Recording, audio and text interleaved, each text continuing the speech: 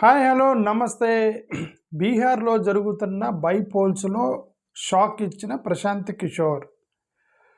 బీహార్లో బంకీపూర్ నియోజకవర్గం నుంచి బీజేపీ క్యాండిడేట్ అయినటువంటి నీరజ్ కుమార్ సిన్హాని ఓడించాడు. ఇప్పుడు దీంట్లో ఏంది సార్, ఎన్నికల్లో ఓడించడం కామనే కదా అని అనిపించవచ్చు. బీహార్లో ఇప్పటికీ చాలా పార్టీలు ఉంటే, చాలా పొలిటికల్ పార్టీలు బలంగా ఉంటే, అక్కడున్న ఆర్జేడీని కాదని, కాంగ్రెస్ను కాదని, జనసూరజ్ అనేటువంటి ఈ యొక్క ప్రశాంత్ కిషోర్కి ఓటేయటం, కొత్త పార్టీకి ఓటేయటం ఒకటైతే, అది భారతీయ జనతా పార్టీకి సంబంధించిన కోర్ టీం. అంటే కోర్ అంటే ఏమంటారు, స్ట్రాంగ్ హోల్డ్ నియోజకవర్గం. బంకీపూర్ అనేది ఎప్పుడు బీజేపీ వాళ్ళు గెలుస్తారు అక్కడ. అలాంటి స్ట్రాంగ్ నియోజకవర్గంలో ఇతను బీజేపీ క్యాండిడేట్ని ఓడించడం, అది కూడా 4,000, 5,000, 7,000 మెజారిటీ ఓట్లు రావటం అనేది అది నిజంగా సర్ప్రైజింగ్ ఇష్యూ. ఇది ఎందుకు సర్ప్రైజింగ్ అంటే, ఇతను గతంలో పోటీ చేశాడు, 2024 ఎన్నికల్లో పోటీ చేశాడు ప్రశాంత్ కిషోర్. ఒక్క సీటు కూడా గెలవాల. అలాంటిది ఇది ఫస్ట్ సీటు. అతను పొలిటికల్ పార్టీ పెట్టిన తర్వాత, అతను కంటెస్ట్ చేసిన తర్వాత ఇది ఫస్ట్ సీట్ అతను గెలిచాడు. అది చాలా పొలిటికల్గా ఇట్ ఈస్ సిగ్నిఫికెంట్. ఇది బంకీపూర్ అనేది బీజేపీ స్ట్రాంగ్ హోల్డ్ నియోజకవర్గం. ఇది మనకు ఒకటైతే అర్థమైంది. అయితే మిగతా నియోజకవర్గాల్లో వాళ్ళ సీట్లు వాళ్ళు గెలుచుకున్నారు. ఇప్పుడు ఫర్ ఎగ్జాంపుల్ గుజరాత్ ఉంది. గుజరాత్లో అది యాక్చువల్గా బీజేపీ సీటే. అతను రిజైన్ చేశాడు. రిజైన్ చేస్తే మళ్ళీ ఇంకొక బీజేపీ అతను గెలిచాడు గుజరాత్లో. మధ్యప్రదేశ్ కూడా బీజేపీ సీటే, ఎవరో ఒక బీజేపీ అతను రిజైన్ చేశాడు. వాళ్ళ సీట్లు వాళ్ళకి వచ్చాయి. కర్ణాటకలో 2 కాంగ్రెస్ వాళ్ళు గెలిచారు. ఈ 2 కూడా కాంగ్రెస్ వాళ్ళవే. వాళ్ళు ఏదో రాజ్యసభకి వెళ్ళారనో చనిపోయారు, ఎందుకు వేకెంట్ అయినాయి. ఆ 2 సీట్లు కాంగ్రెస్ వాళ్ళు సంపాదించుకున్నారు. త్రిపురలో ఇది బీజేపీ, వాళ్ళదే సీటు వాళ్ళు గెలిచారు. నాగాలాండ్లో కూడా ఇది బీజేపీ బ్యాక్ చేసినటువంటి ఒక ఎలియన్స్ సీట్. ఇది అక్కడ రూలింగ్ గవర్నమెంట్, బీజేపీ ఎలియన్స్లోనే ఉన్నటువంటి గవర్నమెంట్ అది. సో నాగాలాండ్లో వాళ్ళ సీటు వాళ్ళు గెలిచారు. మహారాష్ట్రలో కూడా 2 సీట్లు వాళ్ళే, ఎన్డీఏ కూటమిలో ఉన్నవే. వాళ్ళలో ఒకటి ఎన్సీపీ, శివసేన షిండే ఎన్సీపీదను, ప్లస్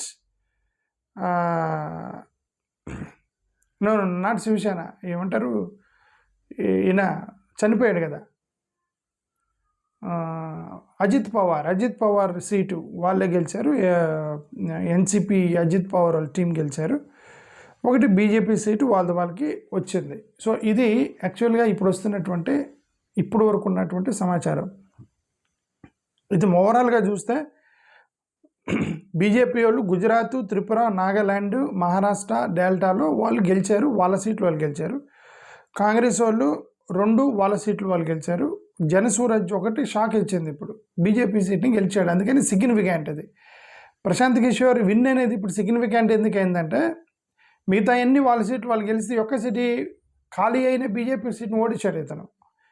ఇది మేజర్గా మనకు ఒకటైతే కనిపిస్తుంది. సో ఇప్పుడు దీనివల్ల బీజేపీకి ఒక నష్టపోయారు. బీజేపీకి ఒక సీటు పోయినట్టే, నష్టపోయినట్టు. జనసూరజ్ వాళ్ళు ఒక సీటు సంపాదించారు. కాంగ్రెస్ 0 సీట్లు వచ్చాయి వాళ్ళకి. సో ఎన్సీపీ అనేదానికి 0 సీట్లు వచ్చాయి. సో ఏదైనా బీహారు, బంకీపూరు, బీజేపీ ఒక సీటు నెట్ లాస్, అంటే నో చేంజ్, నెట్ చేంజ్ ఏం లేదు. వాళ్ళ సీటు వాళ్ళు గెలుచుకున్నారు. గుజరాత్, కర్ణాటక, త్రిపురలో వాళ్ళ సీట్లు గెలుచుకున్నారు.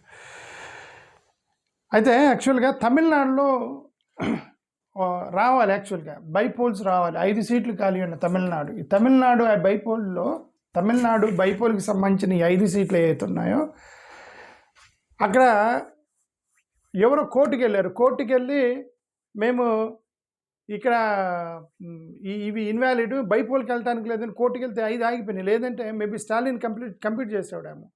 5 సీట్లు ఖాళీ పెట్టారు తమిళనాడుకి సంబంధించిన బైపోల్స్ని. వాటిలో విజయ్ రాజీనామా చేసిన ఒక నియోజకవర్గము, స్టాలిన్ చేసినటువంటి ఒక నియోజకవర్గం, దాంట్లో స్టాలిన్ చేయవచ్చు అనేటువంటి ఒక అనుమానం అవుతుంది. స్టాలిన్ రూమర్ ఉంది, ఆయన పోటీ చేయబోతున్నాడు అని.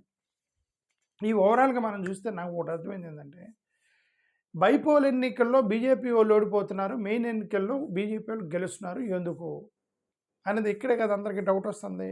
బైపోల్స్లో మేజర్ ఎన్నికల్లోనేమో బీజేపీ వాళ్ళు గెలుస్తున్నారు మేజర్ దాంట్లో, బైపోల్స్లో మధ్యలో వచ్చినటివి చిన్న చిన్న రాష్ట్రాలు ఇక్కడేమో వాళ్ళు ఓడిపోతున్నారు. పెద్ద రాష్ట్రాలు, ఎక్కువగా ఉన్న రాష్ట్రాలు, ఎక్కువగా ఉన్న సీట్లలో అక్కడ బీజేపీ వాళ్ళు గెలుస్తున్నారు. ఇక్కడే చాలామందికి అనుమానం వస్తుంది, ఎందుకు ఎలాగా ఇది జరుగుతుంది. వ్యతిరేకత బైపోల్స్లో వ్యతిరేకత ఏంటి, 15 సంవత్సరాలు అయినా సరే నార్మల్ దాంట్లో వ్యతిరేకత లేకపోవడం ఏంటి అనేది అనుమానం వస్తుంది. అందుకే కదా ఆరోపణలు చేశారు మొత్తం ఎన్నికల మీద, ఈ అపోనెంట్స్ ఎన్నికల మీద, వాటన్నిటి మీద వాళ్ళు ఆరోపణలు చేసుకుంటూ వచ్చారు. ఓకే, సరే మాట్లాడదాం.